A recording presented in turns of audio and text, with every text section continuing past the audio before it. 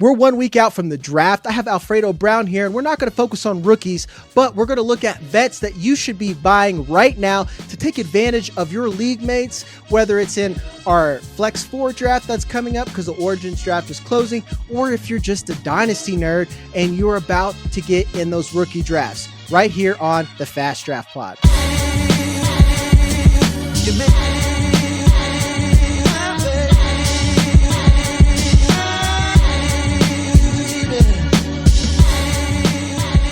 All right, Alfredo, thank you for showing up here. Thank you for talking about players that people hate, like Garrett Wilson, who we're going to open up with. The price is too low now. I was going to do a little bit of this or that, but I'm going to keep it a little open-ended. But for this one, I'm going to put you on the spot. I have bought Garrett Wilson for the 103 in a lot of leagues. Do you think that's too much? No, and we did this just the other day, which, by the way, you're welcome. Showing up's half the battle, apparently, for podcasts. So, yeah, I'm glad I'm here. It is. But yeah, we did this the other day on our show, the Football Guys Fantasy Football Show, Dave Kluge and I, and we started looking at some of these picks, and it's just, once you started to attach names to them, it's funny how much the picks, they're just their currency.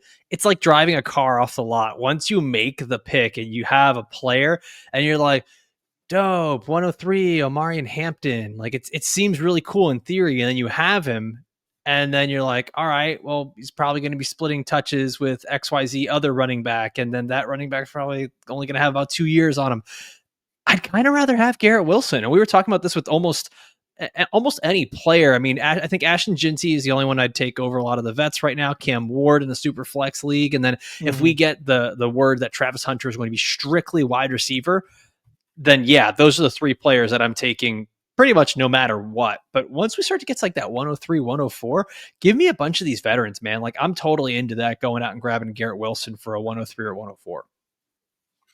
And one reason I wanted to start out with receivers, especially Garrett Wilson, the next one we talked about, is this is a weaker receiver class. I don't want to use the word weak because I still like Tet McMillan. I know we're getting prospect fatigue on Sanders, on Tet. We're finding reasons why they're not as good as this other guy that I just saw the film on and want to tell everybody on Twitter. I'm still going to take Garrett Wilson over Tet. I think he's a better player, like in a vacuum, and we just don't know where Tet's going to go. He could realistically be a Brown. That's not very fun. He could realistically be a Panther. That could be fun. We don't know if Bryce Young is going to take that next step, or it's just more of the same yet. And I think we're just out of hand a little bit on how we view these players, because a lot of people are like, well, I'd never pay that for Garrett Wilson. I'm like, I think you would if you actually take the steps to think about who you're going to be drafting there. And it's like you said, like when you get to Omarion Hampton, I think Omarion Hampton is a great running back. I'm probably going to draft him right now in a Superflex startup. I've drafted him often in our Origins tournament, but I'm not going to take him if I'm, let's say if I'm good at running back, or especially if I have Garrett Wilson, even if he's my wide receiver 3, that is a plus value. I'm not going to trade Garrett Wilson for the mystery box at a different position. And I just think that's crazy. Are you worried about Justin Fields at all? Because like to me, he's the best quarterback he's had, and that's sad.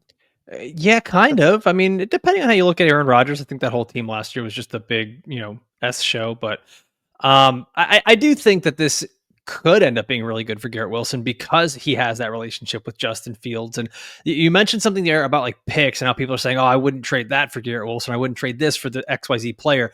Once again, these picks are currency. The 103 this year is not the same value as the 103 from last year when there were so many quarterbacks involved. Like we're talking about how this year, honestly, I'd consider trading the 101 for Drake May and having a really good quarterback, because I think he'd be the top quarterback in this draft. And it's not that insane to think of. So yeah, trading some of these earlier picks for Garrett Wilson, and especially now, I think the Jets are kind of all in on saying, not that they're competing, but all in on saying, let's make it work with our stars. Let's go and have Garrett Wilson's ex-quarterback come in. I don't know about the Breece Hall thing. That's getting weird. I don't know what they're going to do there. That's getting really weird. It's getting really weird.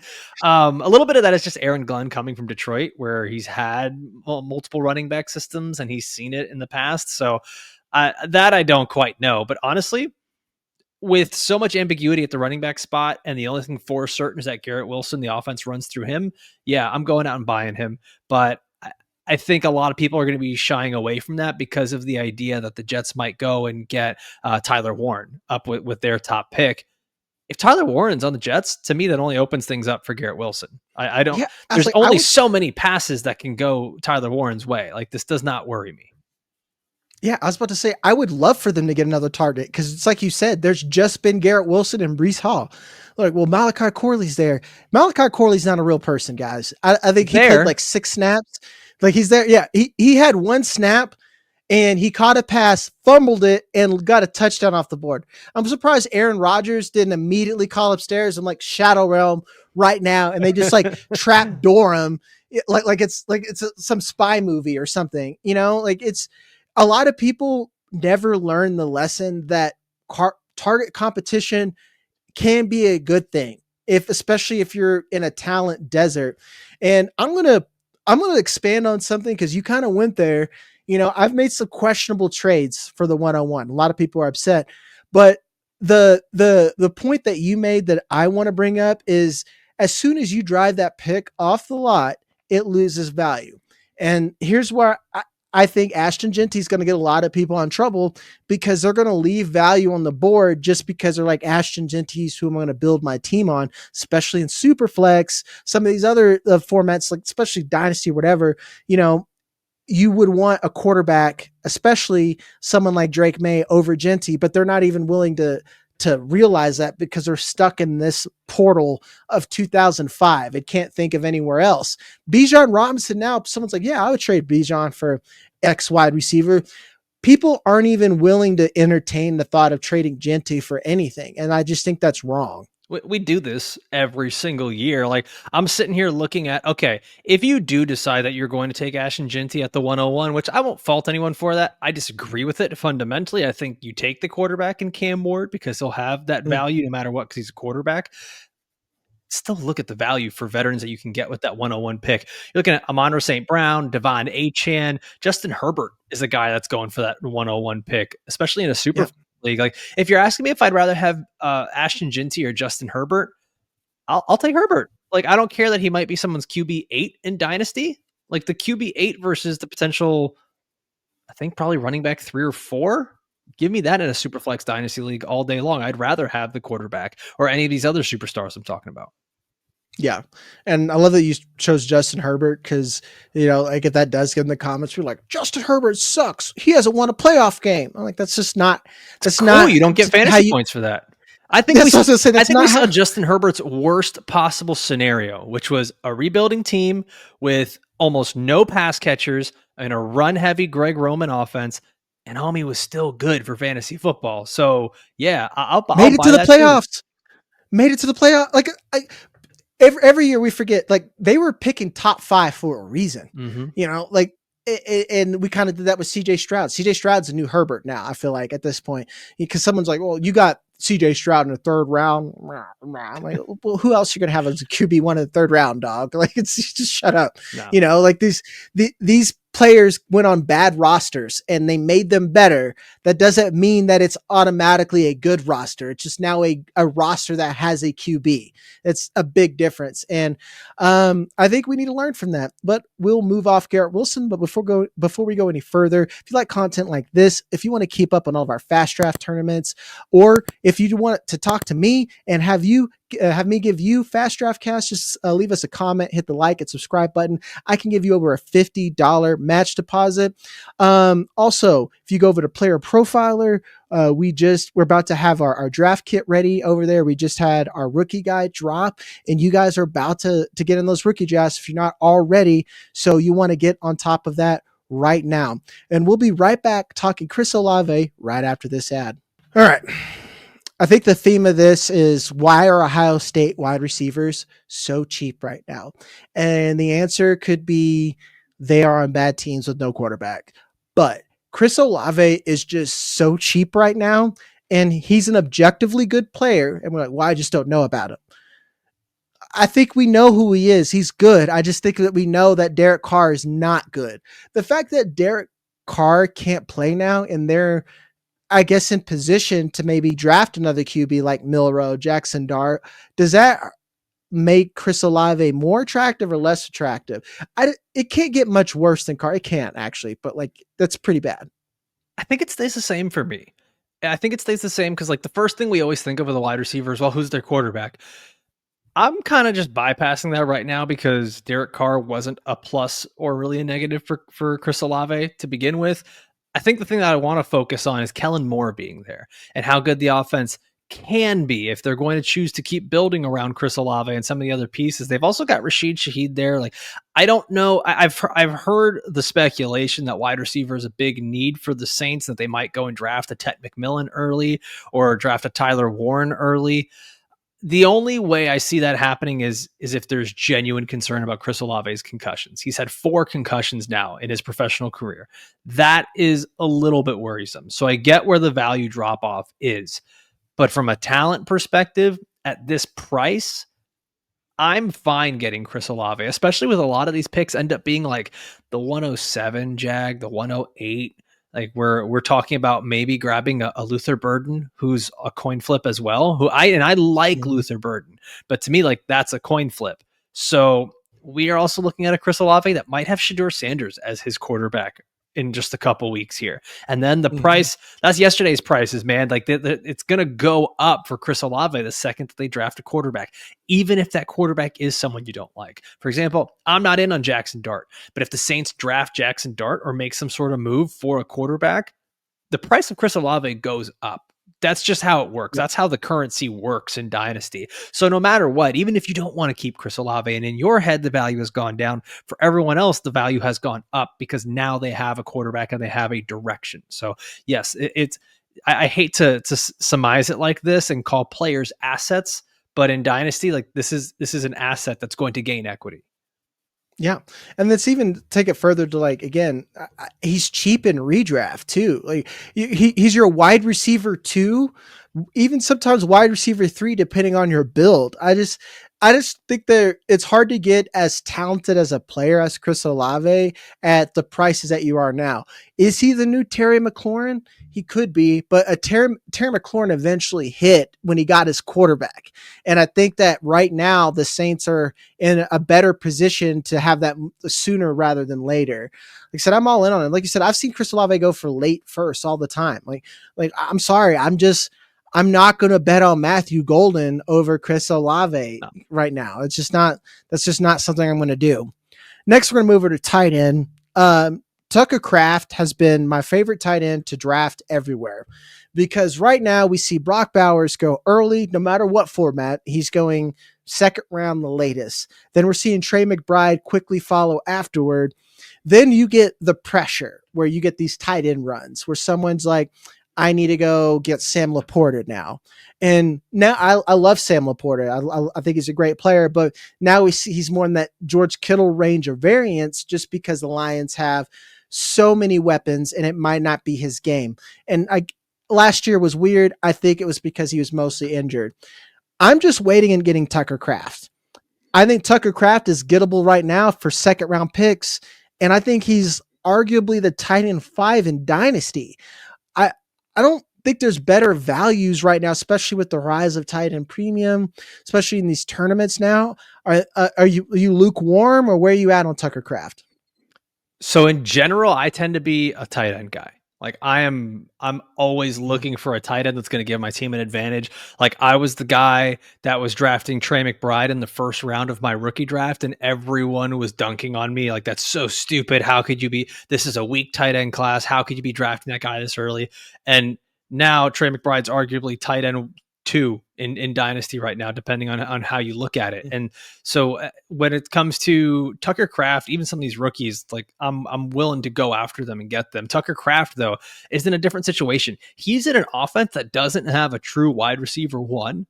And really what you want out of tight ends, the notion is that you always want a tight end that can at least garner the top 2 most targets or the top 2 highest target rate on the offense. Tucker Kraft can do that. Who's the other receiver there? Jaden Reed? Okay, I like Jaden Reed. he's not going to be garnering 8-10 targets a game. That's just not how it's going to work. It is an offense that's going to run through the run game and then utilize play action to set up the passing game. And that's where Tucker Kraft comes in and does his best work. Jordan Love really became a fan of Tucker Kraft. And I didn't expect it. I thought we were going to see a whole bunch of Luke Musgrave with Tucker Kraft recovering from his injury. Yeah. And Tucker Kraft just showed back up regardless of injury, came back in, produced. So yeah, I mean, I think there's an interesting sliding door effect, Jag, here, where like, yes, I think once players reach a certain age or they're at a certain position where the dog years start to kick in, like running back and stuff like that, you don't want to be trading these picks for them. But at tight end, especially a young guy who broke out and there's still just not a lot of believers in Tucker Kraft, like he's not the guy that everyone is clamoring for. I'm willing to go out and get him. I feel like there's probably still people out there that are like, you know, who really looks good still is that Kyle Pitts. And like, they're going after Kyle Pitts over Tucker Kraft. And they are. Yeah. And so like, give me Tucker Kraft, man. Give me Tucker Kraft all day in that scenario. Yeah. And especially there's a lot of love for Tyler. Like we've talked about him, Tyler Warren right now. I don't know where Tyler Warren's going to go. Like you said, the biggest mocks I've seen are the Jets and the Colts. I don't love that for Tyler. I love that for the team. I don't love that for fantasy value just because they have a lot of questions at quarterback. I'm willing to, dare I say it, I would trade whatever pick for Tyler Warren to know that I would get Tucker Kraft if I could get a little bit of something extra on top of that. Like realistically, you could get Tyler Warren for Tucker Kraft plus. Sleeper ADP has it like that right now. And we're just out of hand right now with a lot of these rookie values. So if you need a tight end, I think there's a lot worse you could do than Tucker Kraft. I continue to go on this tirade of, or this tour of repenting for my sins. Chuba Hubbard. He was free. I still think he's free, kind of now. When you think about the price, he is the longest tenured Panther. He is the only running back right now. Well, I guess Rico Dowdle is there. They love him there. I just think there's worse running backs you can go after, and he's still acquirable.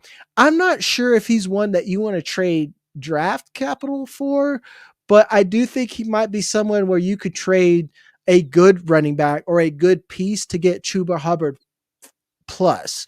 And I guess the reason why I even put him on here is just go get Chuba Hubbard because he's just affordable and he's going to be probably RB1 range again, even if like Jonathan Brooks is going to be out another year. So yeah, the way I look at it is like seeing that Chuba Hubbard is going for like an early to mid second round pick, probably early second round pick in rookie drafts.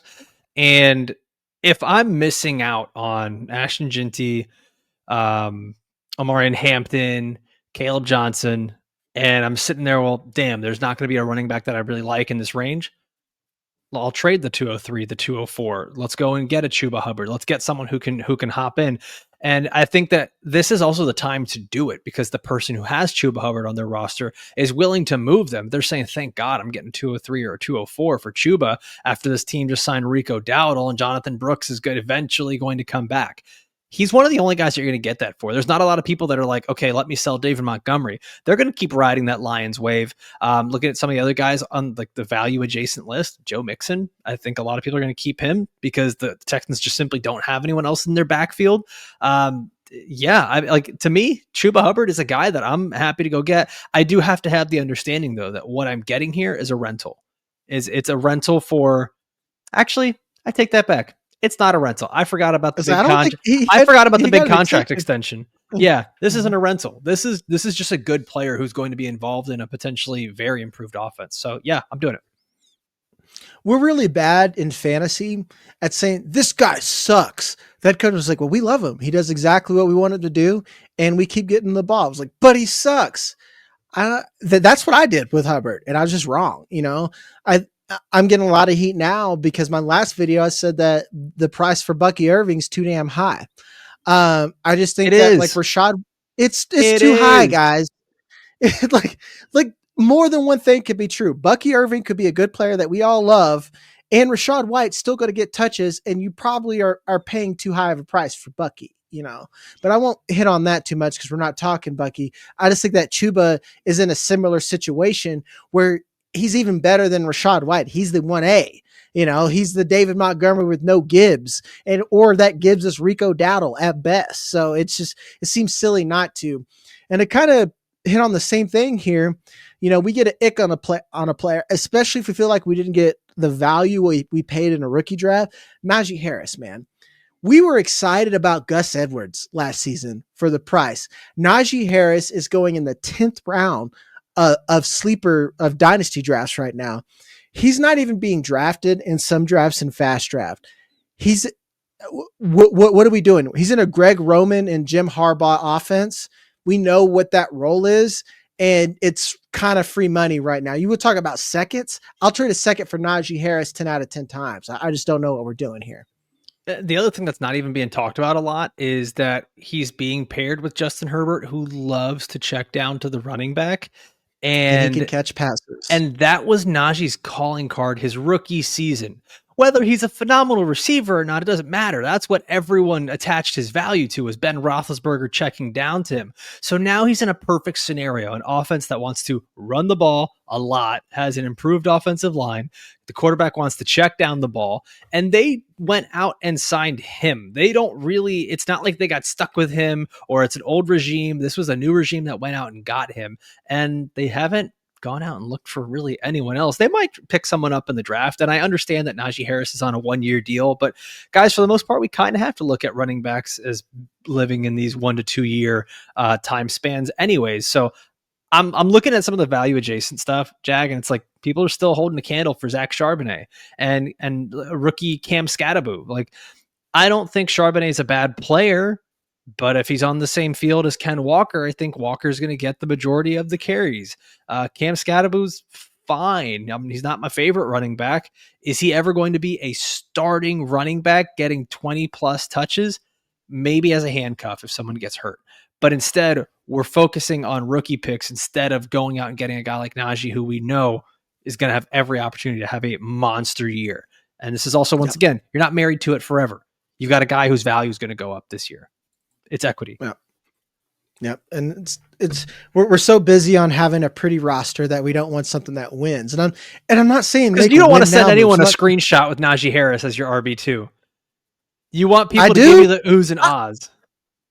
Yeah. I straight up posted, I was like, this is awesome. Everyone just like, boo. Najee Harris is my Volkswagen Tiguan sitting in the driveway. Okay. It's not cute, but damn it, it's a good car. And I love it. Oh, reliable, It's like, he gets the job done.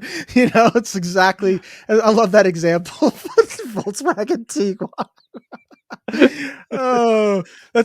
I'm glad you brought up Zach Charbonnet, because that's a perfect transition to our last player, Kenneth Walker III. On this list, with the exception of the wide receivers, he's easily the priciest running back, and it's still pretty cheap. I'm a 0 RB guy. Let's just say that. And I have Kenneth Walker as my RB1.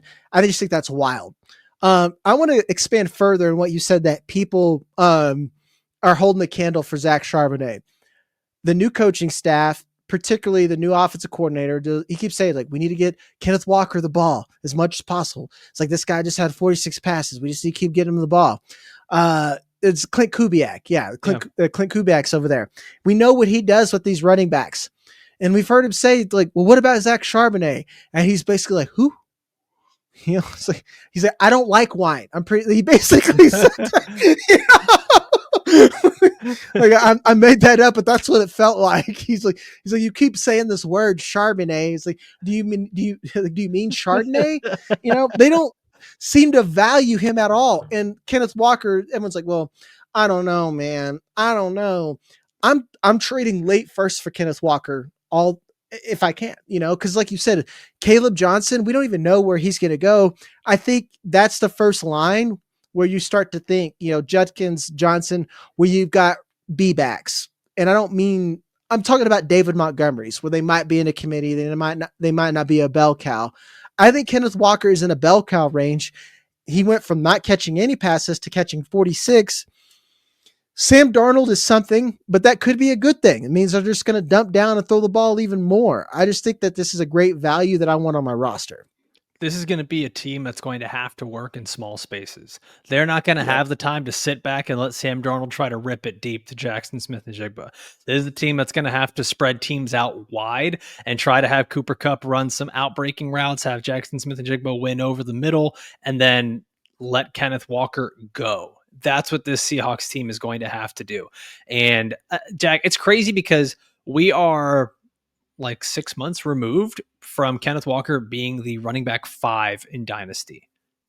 No football was played from January to now that made us think otherwise of Ken Walker. And if anything, all the news that we've gotten has been good, that the team wants to keep using Ken Walker.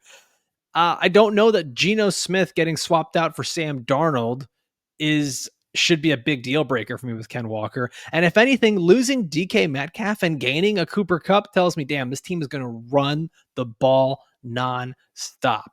So we do this every year. If you go and you look at Keep Trade Cut and you look at Ken Walker and how the stock market, so to speak, works with him, you go back to like 2023, RB1. You go to 2024, and then it peaks back up to RB3. And then you go to last year was, he goes to RB5. And now we're back down again, running back 13. It's kind of just like watching a stock market where you're like, this is going to go back up. Just wait, just buy the dip. And that's where I'm at with Ken Walker. I'm also the wrong person to talk to about it because I love Ken Walker. I think he's such a good player. He's just one of these running backs that he needs that rhythm. He needs that volume, and he becomes a big play machine. And if they're going to do that, I'm all in. I will absolutely be giving up a first for Ken Walker. I actually remember that because you always have me on the running back videos for football guys. You're like, I love Zach. I love Kenneth Walker. And then me and Dave were like, well, Zach Charbonnet's fun. And it's just like that was last year. Yesterday's price is not today's price. And I'm just out on Charbonnet. He's been there on the board super cheap, and I just can't do it at this point just because Kenneth Walker, especially after that receiving work we saw, it's just hard to really ignore it. And it's crazy. I didn't do this on purpose. I literally went through Keep Trade Cut and kind of looked at values there and I looked at a Fast Draft too, where these rookies are falling as well. And I basically straight up have drafted this team in Dynasty before. I've Kenneth Walker RB1, Najee Harris RB2, Garrett Wilson is my wide receiver 2, Tucker Kraft's my tight end. You could draft this team almost right now, and you probably will feel all right, guys. But that'll do it. You could catch Alfredo Brown over on the Football Guys fantasy show with Dave Kluge. Also, if you look at that fun logo behind him, he's with me on another pod called Unbinge, where we don't talk about football at all, guys. So if you want to talk about your favorite TV show and nerdy stuff, you can catch us over there. But as always, I'm Jagger May, and I love you, and I'll see you on the next one. So I thought I needed.